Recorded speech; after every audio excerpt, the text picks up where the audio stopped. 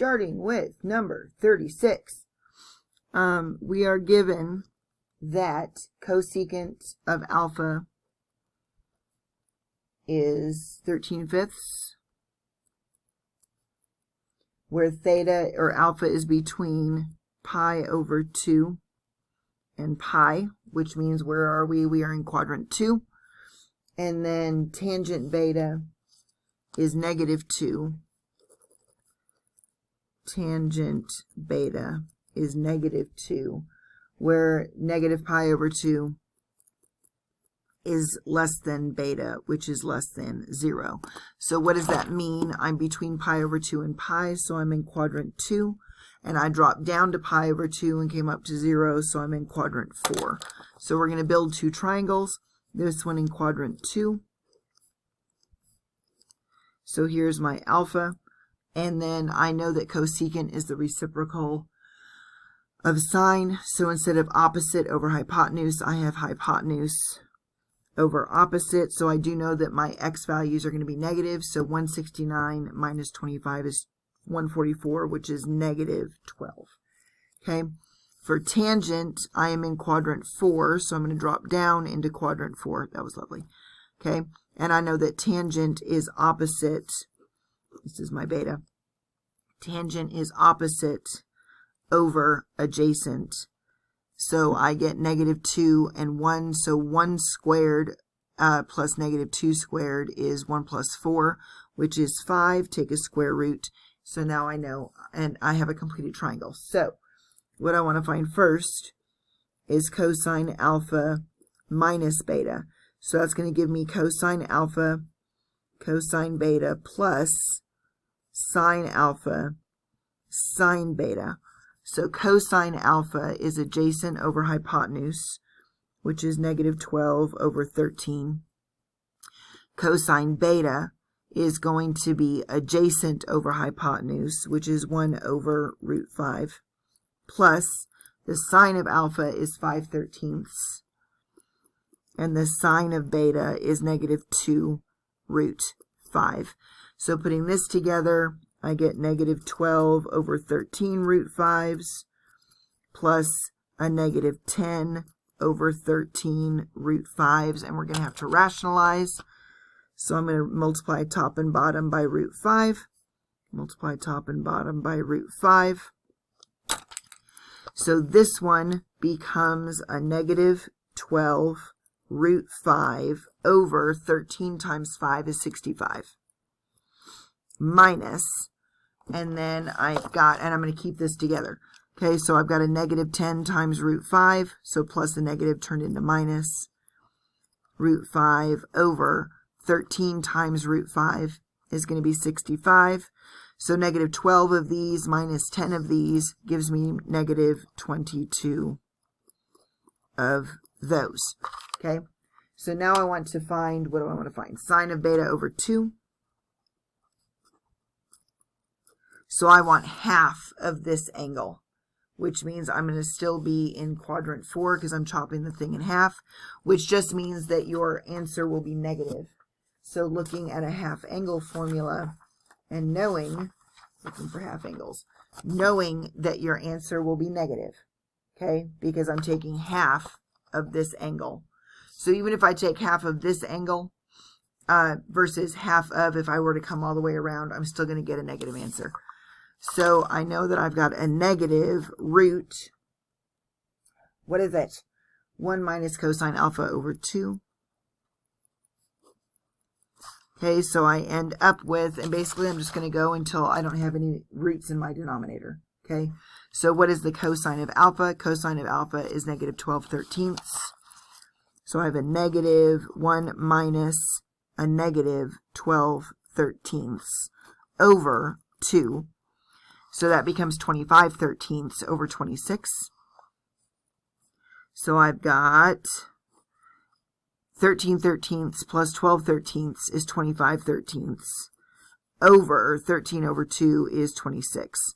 So that becomes a -5 over root 26, which gives me a -5 root 26 over 26. Okay, so what do we have now? We have I would like to find the 6 trig functions of, given that the terminal side of an angle, okay, the terminal side of theta passes through the given point. So I do know I'm in quadrant 3. So when I draw him, I get -6, -4. So this is -6, this is -4. So doing Pythagorean theorem gives me 36 plus 16 is, I'm not even trying to do this, it should be 52, but who even knows? 36 plus 16. Oh, look, it is 52. Okay, so I get 52, and a 4 comes out of there. So divided by 4 gives me 13. So this is 4 times 13, which gives me 2 root 13. So this side is 2 root 13. All right, so what have I got? I need to find the 6 trig functions. So sine of theta, cosine theta, tangent theta, and then cosecant theta, secant theta, and cotangent theta. So what do I have? I'm going to find these 3 first and then flip them. So if this is my theta, then sine is opposite over hypotenuse, which is -4 over 2 root 13. Okay, so when I I'm going to reduce first. So a -2 over root 13, which gives me -2 root 13 over 13. Okay, and I can flip this one here. Actually, I can flip this one. So my cosecant is going to be a -root 13 over 2. So just flip the simplified one. All right, cosine is going to be adjacent over hypotenuse, which is a -6 over 2 root 13, which gives me a -3 over root 13. So I already know what this is. Make sure he's negative. My pen is broken. And then I've got a -3 root 13 over 13. Tangent is opposite over hypotenuse, which is opposite over adjacent, over -6, which is 2/3, which means cotangent is 3/2. So I found those. All right, using the 6 trig functions, using the information below, find the exact values of the remaining trigonometric functions. So I am told that secant theta is -root 15 over 3. So secant is the reciprocal of cosine.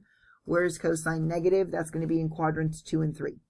So far I know I am either in quadrant 2 or I am in quadrant 3. Then I am told that tangent theta is less than 0, which means tangent is negative. Tangent is negative where x and y are different signs. So I must be in quadrant 2. I must be in quadrant 2. So I'm going to go ahead and build a triangle. So my triangle in quadrant 2 looks like this.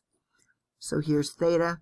Secant is the reciprocal of cosine. So instead of adjacent over hypotenuse, this is hypotenuse over adjacent. So I have a positive root 15 over a -3. And I am going to finish out with Pythagorean theorem.